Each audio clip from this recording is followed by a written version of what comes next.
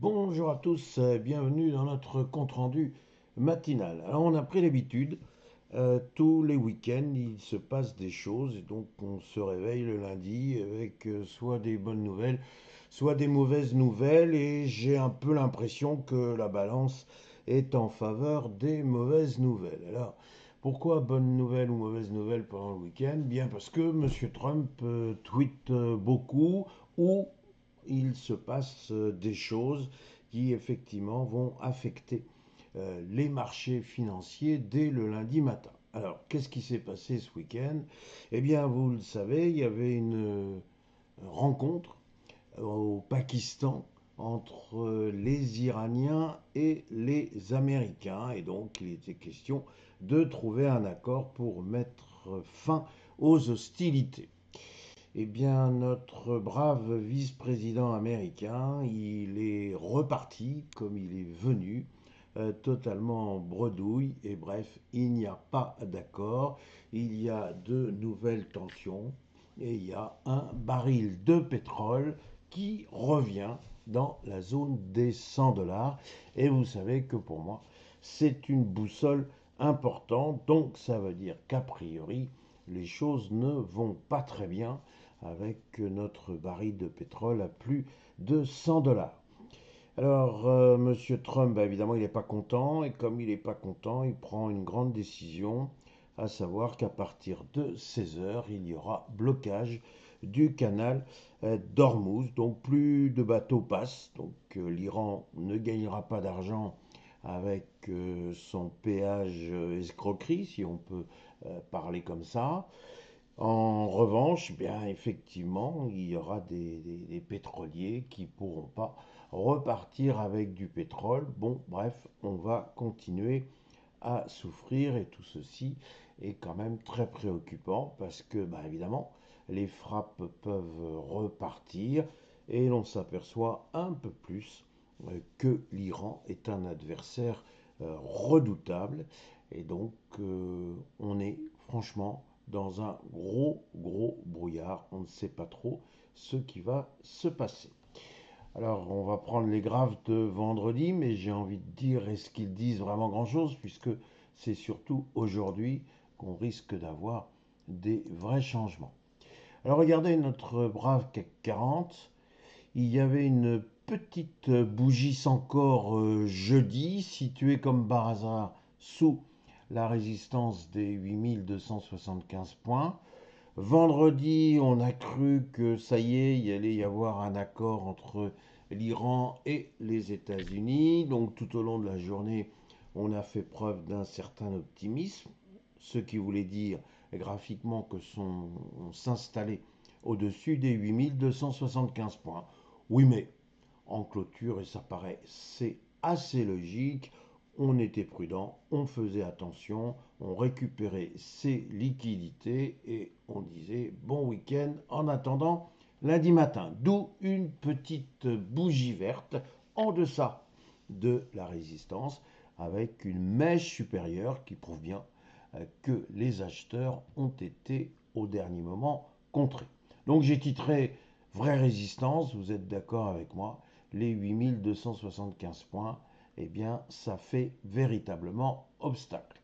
Donc compte tenu de ce que l'on sait maintenant, a priori notre CAC 40 ne va pas être aux mains des acheteurs aujourd'hui et il risque de glisser eh bien, en direction des 8100 points globalement.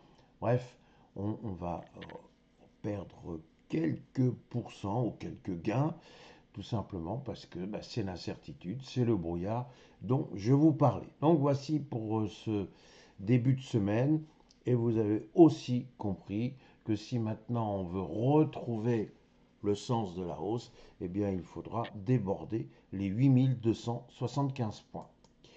Si maintenant je vous commente, ou j'essaie de vous commenter le graphique du S&P 500, je constate que le S&P 500 a fait preuve d'un tout petit peu de prudence vendredi soir en rétrocédant 0,11%.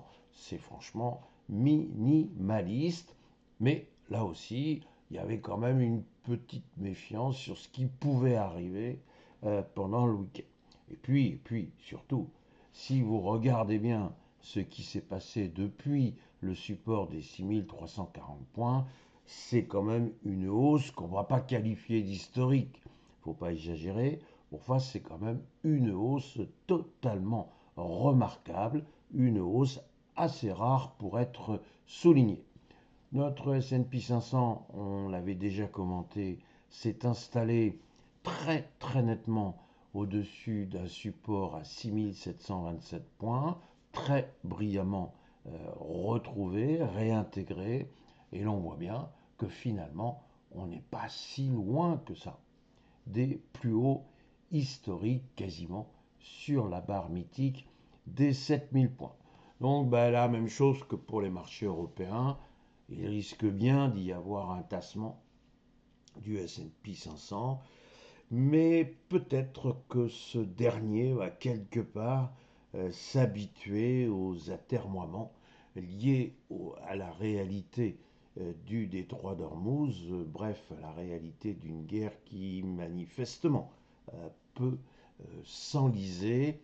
Et donc, à ce moment-là, les opérateurs vont peut-être dire on ne va pas uniquement se focaliser sur la situation internationale, on va se remémorer le fait que la saison des résultats, la deuxième de l'année, vient juste de commencer. Or, il n'y aura peut-être pas de véritable catastrophe avec cette saison des résultats. On va commencer par les banques, donc celle-ci se porterait plutôt bien, et donc on va voir si effectivement il va y avoir déjà un petit challenge, un petit défi avec nos banques américaines. On sait, pour revenir une seconde en France, qu'on a notre champion, notre grand champion du luxe, LVMH, qui va publier ses résultats après la bourse, c'est-à-dire en soirée. Donc on verra les conséquences des résultats de LVMH bien à partir de demain matin.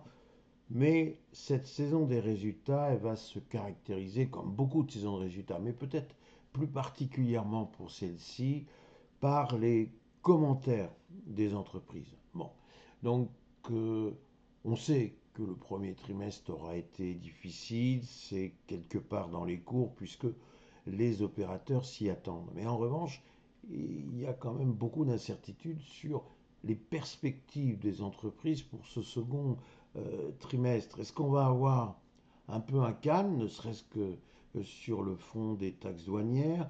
Est-ce qu'on peut encore croire que dans les jours ou peut-être les semaines qui vont venir, il va finalement y avoir une cessation du bras de fer entre les États-Unis et l'Iran?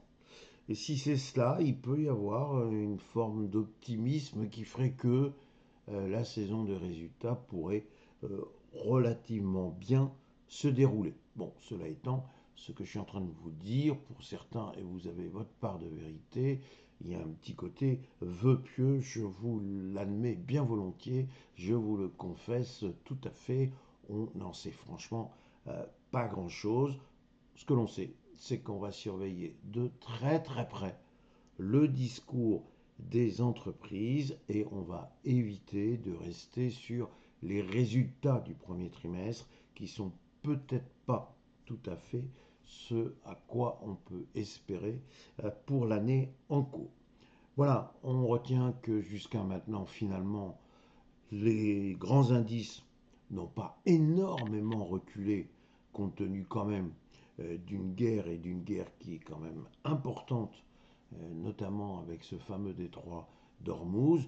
Donc il y a une relative sérénité des marchés. Je veux pour ma part ne plus utiliser le mot résilience, il me sort un peu par les yeux, mais bon, c'est ma petite coquetterie et vous me la pardonnerez.